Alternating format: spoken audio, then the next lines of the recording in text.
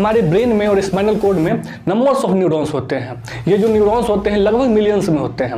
अब इस न्यूरॉन्स में सेल डिवीजन नहीं होता, इसलिए नहीं होता क्योंकि इसमें सेंट्रोसोम नहीं होता।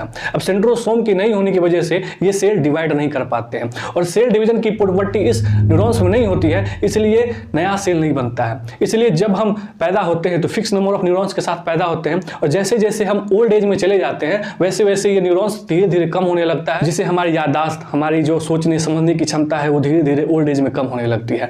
क्योंकि ये इसलिए होता है क्योंकि हमारे न्यूरॉन्स में सेल डिवीजन नहीं होता है। क्योंकि न्यूरॉन्स नए नहीं बनते हैं इसलिए हमारे ब्रेन को प्रोटेक्शन की भी ज़्यादा ज़रूरत है। इसलिए जब भी हम बाइक पे जाते हैं तो हेलमेट लगाना काफ़ी नेसेसरी होता है, क्योंकि अगर ब्रेन में चोट लग गया ना तो न्यूरॉन्स कभी नया बनता नहीं है तो वो रिकवर हो ही नहीं पाएगा। लेकिन ब्रेन के अलावा और भी कोई पार्ट है वहाँ तो सेल डिवीजन होता है, अगर वहाँ पर कोई चोट फोट लग गया तो ये दोबारा रिकवर कर लेगा, हम दोबारा ठीक हो जाएंगे। लेकिन एक बार हमारे ब्रेन में चोट लग जाता है तो फिर हम दोबारा ठीक नहीं हो सकते। इसलिए हेलमेट लगाना बिल्कुल ही आवश्यक हो जाता है जब भी हम बाइक चला रहे होते हैं। अब ब्रेन में सिर्फ न्यूरॉन्स ही नहीं होते, न्यूरॉन्स के अलावा और भी सेल होते हैं जिसे न्यूरोग्लिया सेल बोलते हैं। ये न्यूरोग्लिया सेल इस न्यूरॉन्स को प्रोटेक्शन देते हैं, उसको नरिश करते हैं और ये आधे से ज़्यादा होते हैं। न्यूरॉन्स कम होता है, लगभग 1/3 पार्ट होता है और लगभग उसके बाद जितना पार्ट बचता है वो सारा का सारा पार्ट जो होता है वो न्यूरोग्लिया सेल ही होते हैं। लेकिन इसमें सेंट्रोसोम होता है, चूंकि इसमें सेंट्रोसोम होता है इसलिए ये डिवाइड कर सकता है। अब ये डिवाइड कर सकता है तो ये नए नए सेल बना सकता है और अनकंट्रोल ऑफ सेल डिवीजन इसमें भी होने की संभावना है। इसलिए न्यूरोग्लिया सेल होने के कारण